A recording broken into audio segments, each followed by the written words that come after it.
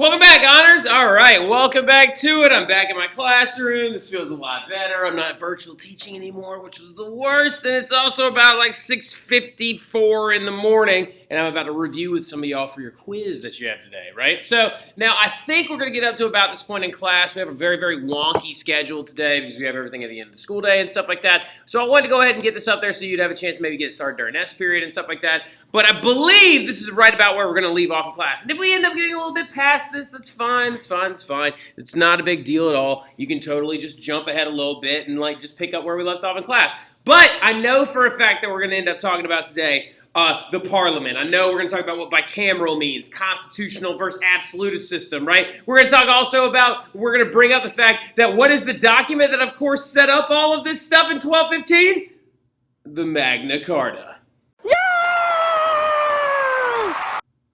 Exactly, right? So now the big thing about it, though, is getting into it. We talked about probably also the Parliament, what it does exactly, right? We talked about why it passes laws that directly affect citizens. It upholds basic citizen rights. But most importantly, the biggest thing about Parliament is they approve taxes and raise and spend that tax money, right? So why would this drive an absolutist insane? Well, it would make any absolutist feel insane, or anyway, it would make any king or royal who thinks that they are an absolutist insane, due to the fact that absolutists want to be able to do whatever they want, whenever they want, however they want, because they feel like it, right? They don't want to have to ask some kind of governing body for permission. They don't want to have to talk to these guys and be like, can I please have an allowance? That is not how this works. Absolutists want to be able to curry favor and do whatever they want to do at any given time, right? So the Parliament adds a very interesting little wrinkle to English history, also to the general history of everything going on, because they're going to be a group that everyone has to get along with. English monarchs must be popular, right? English monarchs must be liked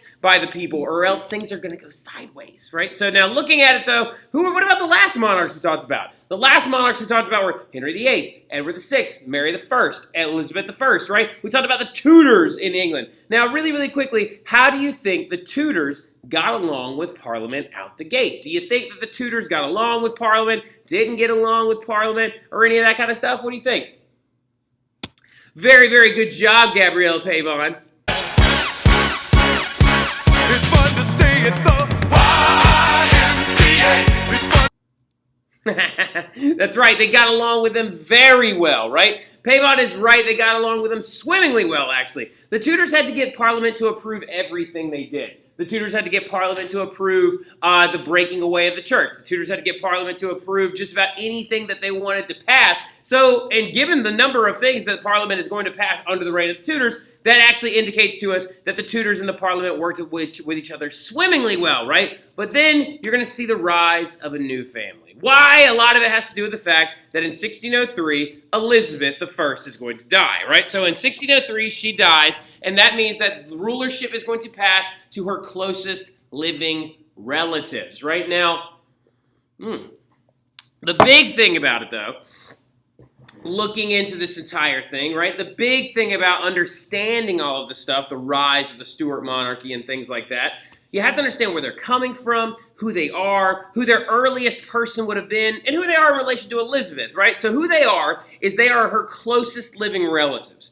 the Stewards, right? So go ahead and highlight the Stewards. And the Stewards are Scottish monarchs, right? They are kings and queens of Scotland. They have been there for hundreds and hundreds of years, and they actually encompass one very, very famous figure, a woman by the name of Mary, Queen of Scots, right? So Mary, Queen of Scots was supposed to be the next monarch, was supposed to be the one that rises up and actually takes over as the next ruling house of England and things like that. But the big thing about it, though, is she can't.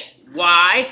She's dead, all right? So, she's dead because Elizabeth had her executed, okay? She had her executed after keeping her under house arrest for about 18 years. Now, the thing about it is there's a lot of backstory to all this stuff. Mary, Queen of Scots, actually was originally married to one of the former, kings of France, and since she was married to a king of France, she was very pro-French, right? She spoke French. She actually seemed much more French than Scottish whenever you talk to her. That made a lot of people people really, really nervous throughout Europe, period, because France was so powerful, and if you're pro-France, then you're basically like a bandwagon fan, right? They don't like this idea that creeps them out a lot. And then on top of everything else, Mary Queen of Scots might have killed her husband. And then on top of everything else, there was apparently an assassination plot on Elizabeth, and some of the assassins indicated that Mary Queen of Scots told them to do it, or that she was a part of the plan. Now, because Mary Queen of Scots would have fully known that she is the next in line. So who takes over now that she's dead? Well, she has a son. So the son is going to pass to, the throne is going to pass to her son, James VI of Scotland. Okay? This is where things start to get a little bit weird.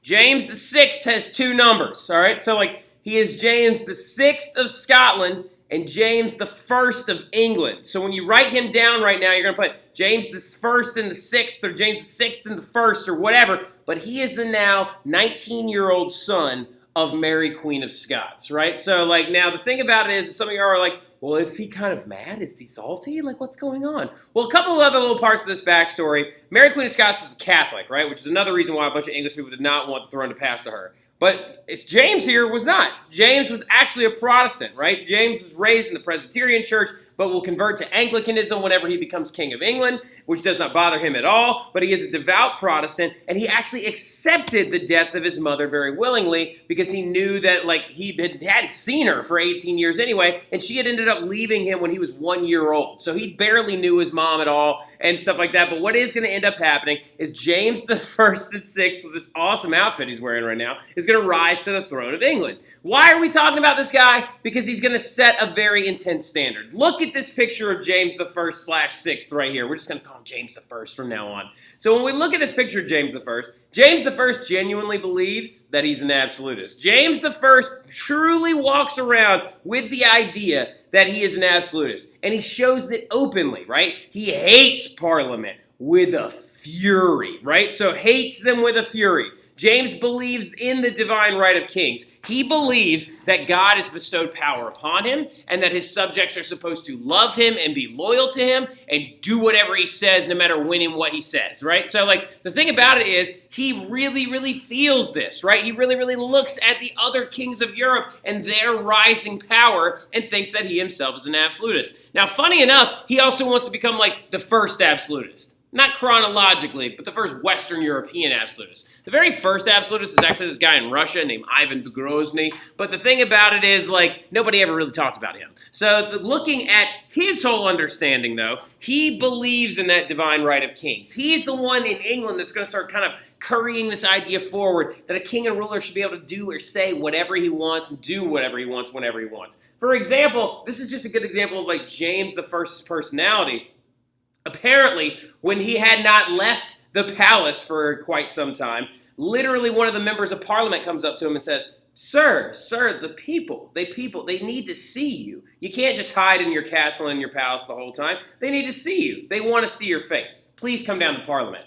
And James the first goes, God's wounds! I'd rather show him me arse, and then tried to apparently moon the people of England and stuff like that. So he's a very intense cat, right? His biggest problems are three big things. One, he does not like Parliament. Two, he's got this issue with these people called Puritans that are popping up right now. So let's talk about what Puritans are, okay? Puritans are another type of Protestant that want to purify the Anglican Church of all of its bad habits, right? And by bad habits, I mean Catholic habits. So remember when we talked about Henry VIII? Henry VIII basically made Diet Catholic his new religion, and that was Anglicanism and the Church of England and all that stuff. So the thing about it is Puritans, they want to purge all of the Catholic elements out of the Anglican Church, period. They don't want any church hierarchy, no bishops. They don't want any kind of they don't want any more of the host at Mass. They don't want any Latin at Mass. They want to purify it and make it a completely Protestant faith. Now, where did these Puritans come from? How did these guys just pop up out of nowhere? Well, where they came from, listen carefully, okay? Puritans came from Mary I, Bloody Mary, okay? So here's what happened. Bloody Mary takes England back to Catholicism, right? And she's killing people. As we know, she burned about 300 people, or had about 300 people executed during her reign as queen because they were refusing to convert back to Catholicism, right? So some of these Protestants that are back in England, these new Anglicans, are going to flee England and go to Switzerland. And in Switzerland, they meet John Calvin. John Calvin then starts teaching them how to be more Protestant-like and more Calvinist. And so they tell them, live a very, very clean life. Have these really strict rules. No alcohol, no smoking, no drinking, no dancing, no crazy stuff over the top. That's why Puritans dress the way they do. Puritans only wore black and white. And again, you know the Puritans best as the Pilgrims. The Pilgrims who settled not the Jamestown colony, but the Plymouth colony, right? Those are Puritan separatists. They're a little bit different. But looking at this entire thing, you have to understand that the Puritans are then going to come back from Switzerland, resettle in England when Elizabeth comes to power, and the Puritans are going to start trying to purify the Anglican Church, right? They had some heavy persecution. James did not like them. He had a lot of them put on trial for various things that he considered crimes and stuff like that. But looking at the grand scheme of things, the biggest thing you need to understand in the long run is James hates Puritans, and Puritans are starting to get elected into Parliament, which is a little bit of a scary thing for him. Also, the third and biggest thing is James wants more money. Like, he wants more money. He wants more money to spend on himself. He wants to have big court parties and stuff like that. Like a court party, or let me put it to you this way. James's favorite thing was to have masquerade balls, right? To have big dances and parties where everybody would wear masks and people would be like, ha, ha, ha, ha, and they would dance and drink and hang out and stuff like that. Well, the thing about it, those cost money, right? So, and also, English people do not believe that their king needs to be doing all that stuff. They think their king needs to be ruling effectively, okay? So now the big thing, though, also for James that you need to know is he's got a lot of accolades and facts, right? First and foremost, Jamestown, Virginia, that was settled in 1607, was named directly after him. Plymouth was actually settled in 1610. He's going to give them the charter for that. Those are your Puritan separatists rather than just your straight-up run-of-the-mill Puritans. So Jamestown, Virginia, though, is going to be one of his biggest ones, named directly after him, of course, and they're going to discover, like, of course, tobacco there and begin to sell it back in England and proliferate it even more when they don't discover tobacco there. Tobacco had already been seen, but, like, they start growing tobacco in Jamestown, Virginia and selling it. What do you want? You didn't put my testing on. Do you want it right now? Yeah. All my stuff is over there. You can just take it with you. Okay. What if I don't have enough time? Then just finish it at the end of the day. I have softball. You're in the flip. Let's say hi. So, go, run. All right, anyway, sorry about that. Now, the biggest thing about it, though, is looking at this whole thing, another big thing you need to understand is another big event is going to happen called the Gunpowder Plot, right? Now, remember, another big thing about James doesn't like Catholics. And a lot of people thought that since James's mom was Mary Queen of Scots, who was a Catholic, that he would lighten up a lot of the rules on Catholic worship that had come in under the Tudors and especially under Elizabeth. And he didn't do that at all. Like, so he actually was like, no, you still have to practice in secrecy. You cannot practice in public, blah, blah, blah, blah, blah. So there was a big Catholic plot led, in part by this guy right here named Guy Fawkes. Write his name down, Guy Fawkes, G-U-Y space F-A-U-X, Guy Fawkes. Guy Fawkes and 6 other conspirators, one of those, literally packed over 2 tons worth of gunpowder underneath the Parliament building. So something you need to know about the King of England and the Queen of England is they have to come down to Parliament every single year that the Parliament opens. If the Parliament opens and actually begins a session, they have to come down there and open everything up. So one day when he was coming down there to open up Parliament, they planned to blow him up. They literally planned to explode it and have a terroristic act and kill the King of England so they could actually stand up for their religion. Now, interesting thing happens, though. Guy Fawkes gets turned in by his buddies, and Guy Fawkes becomes a big public figure, gets arrested, gets hung in the court, and everybody sees it happen and stuff like that. He gets publicly executed is the phrase I'm looking for there. And now, to this day, that happened on the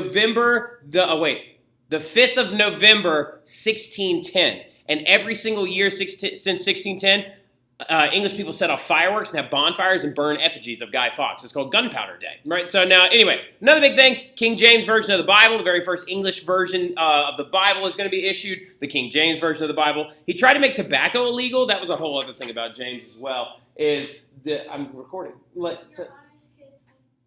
Yeah, I know. I said I'd be down there at 7:15. Okay. Can I come see you at SB? Peace out, A-Town down.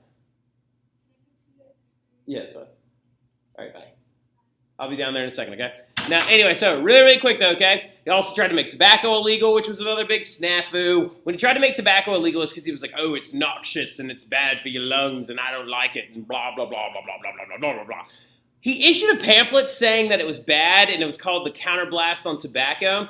And then people were like, meh, and they just kind of threw it away. And then he like felt offended that they didn't listen to his ethical argument. So he reissued that pamphlet and jacked the taxes up on tobacco by 4,000%. And so like what he's going to do is reissue that pamphlet with his name on it, trying to basically price people out of tobacco. And then they were like, meh, and they just kept smoking tobacco anyway. So like it's really, really funny in the long run because eventually he relinquished because he was like, I can make some money off of this. And then he also wants to raise tax himself. And also there's some other controversies about James involving this guy, but we'll talk about that in class and stuff like that. But the big thing about it is like there was some stuff about him and his court life and things like that. Now, the other big thing, though, is James is going to basically put a sour taste in the Parliament's mouth, and the Parliament is going to realize that they're going to have to start standing up for themselves at all costs, okay? So James fails at absolutism. But here comes his angry son, okay? So in 1625, James I dies, right? He had dissolved Parliament once. I'm going to say that again. He dissolved Parliament once, and we'll bring up how that affects this guy here in a second.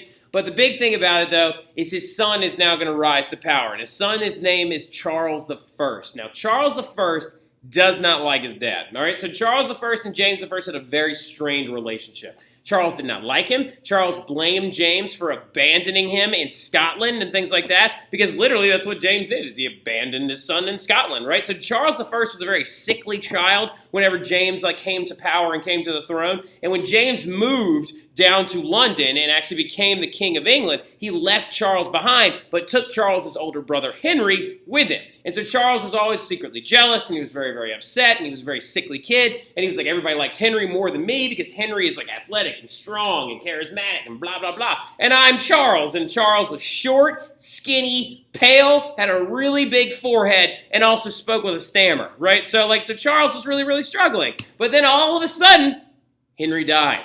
So now, Charles is next in line for the throne. So Charles then commits himself to trying to be better than his dad. And he's like, I'm not going to throw big parties and do all this other stuff, and I'm going to take money whenever I feel like it, and I'll be the absolute my dad never was. He also focused on his fitness, and he ran a bunch of time, all the time, and stuff like that. He only ever grew to be 5'4", and to try and fix his stammer, he would put rocks in his mouth and try to talk with those in there, to try and fix his stammer, but it never actually completely fixed it. Now, the biggest thing also that's going to make a lot of people mad as well is that he is also going to believe in divine right to rule, and he's going to marry a French Catholic. All right, so write that down. Married a French Catholic. That puts a real stick in a lot of people's craw when it comes to the whole understanding of England and stuff like that. So he also believes in this divine right rulership. He believes, not in James's version though, this whole partying aspect. He thinks that war is the best way to exert power, and he wants to demonstrate how strong he is by taking a bunch of stuff over, and also by basically alienating his wife. But that is where we're going to stop. I'll see y'all soon. Y'all have a great evening, and we'll talk more about Charles tomorrow. Y'all have a good one.